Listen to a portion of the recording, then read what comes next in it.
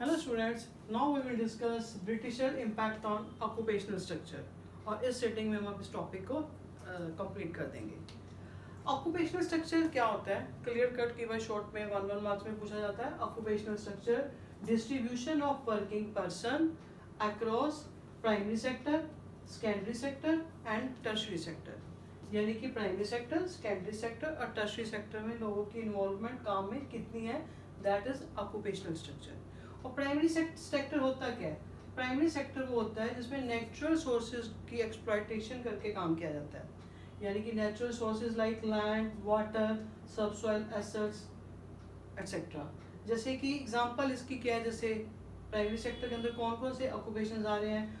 Farming, fishing, mining, animal husbandry, forestry. ये सारे natural sources को यूज होके मतलब काम हो रहे हैं, that is primary sector. Primary sector के बाद सेकेंडरी सेक्टर। सेकेंडरी सेक्टर क्या होता है? जिसमें हम रॉ मटेरियल को फिनिश्ड गुड्स में कन्वर्ट किया जाता है। जैसे कि शुगर केन है, प्राइमरी सेक्टर में इसका मतलब प्रोडक्शन तो इसकी प्राइमरी सेक्टर में हुई और शुगर में कन्वर्ट कहाँ किया गया कि सेकेंडरी सेक्टर में। थर्ड आता है आपके पास टर्शरी सेक्टर। टर्शरी सेक्टर में जैसे भी कोई भी engage in providing services like transport, education, government administration etcetera.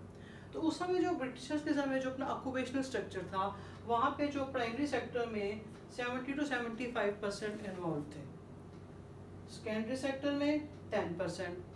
Secondary sector को सेकेंडरी सेक्टर क्यों कहा जाता है? बिकॉज ये प्राइमरी सेक्टर पे डिपेंडेंट है। ठीक है। फिर टर्शरी सेक्टर में कितने परसेंट लोगों की इन्वॉल्वमेंट थी? 15 to 20%। और एक और चेंज नोटिस हुई at the time of Britishers, जो लोगों का ऑक्यूपेशनल पैटर्न था, स्ट्रक्चर था, उसमें थोड़ी सी चेंज आई। कैसे? जो तमिलनाडु, आंध्र प्रदेश, केरला, कर्नाटका, महाराष्ट्र, वेस्ट बंगाल के लोग थे, जो स्टेट्स थी, वहाँ जो एग्रीकल्चर में थोड़ा सा लोगों ने अपना मतलब शिफ्ट हो गए सेकेंडरी सेक्टर और टर्शरी सेक्टर की तरफ, क्योंकि इन्वॉल्वमेंट कम होगी इन एग्रीकल्चर सेक्टर। दूसरा, उड़ीसा, पंजाब, राजस्थान, यहाँ पे जो एग्रीकल्चर सेक्टर में इन्वॉल्वमेंट लोगों की बढ़ गई। This was about occupational structure. Now come toward infrastructure.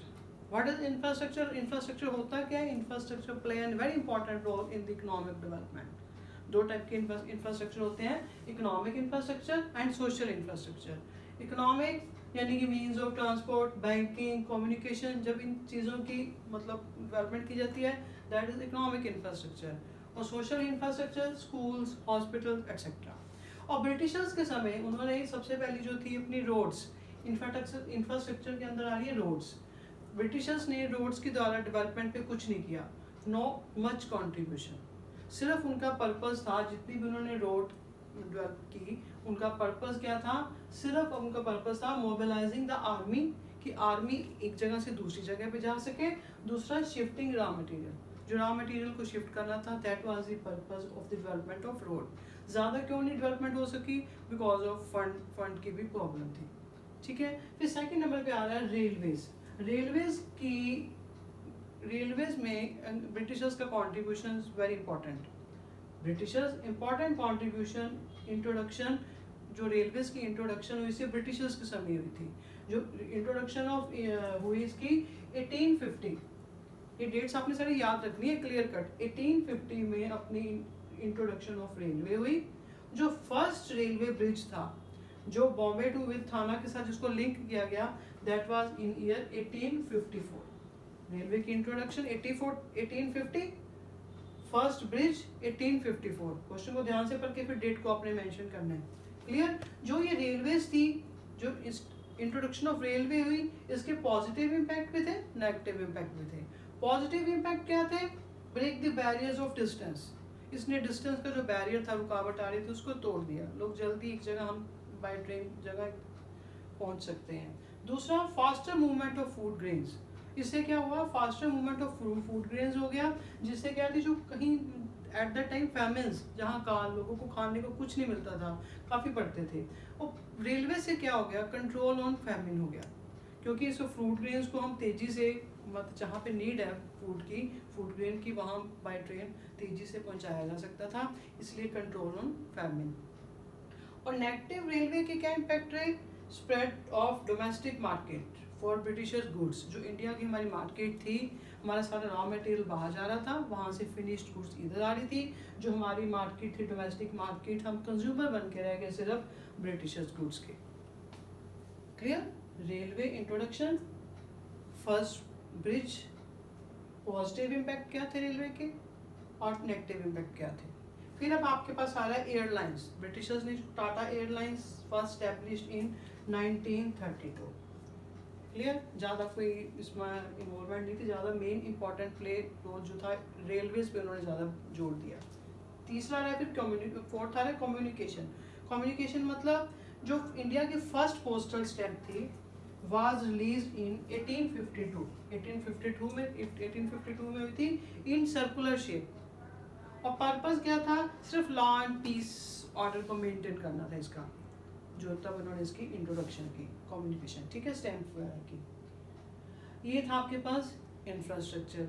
जितनी भी डेट्स हैं आप क्लियर कट साथ के साथ याद करते जाओ, क्योंकि जो एंड पे फिर आप करोगे ना तो सारी जब इंडियन इकोनॉमी हम कर लेंगे तो बहुत सारी डेट्स इकट्ठी हो जाएंगी, फिर आपको याद करने में कंफ्यूजन हो जाएगी। ठीक है, now what is the positive impact of British rule in India. India पे ब्रिटिशर्स का पॉजिटिव क्या असर पड़ा, या हम कह सकते हैं व्हाट इज द कंट्रीब्यूशन, और इसको कई बार पॉजिटिव साइड इफेक्ट भी कहा जाता है। जो काम किए थे ब्रिटिशर्स ने, नो डाउट वो उन्होंने अपने बेनिफिट के लिए किए थे, बट टू वो इंडिया के लिए भी कुछ कंट्रीब्यूशन उनका रहा है। That's why it is said positive side effect, contribution and positive impact.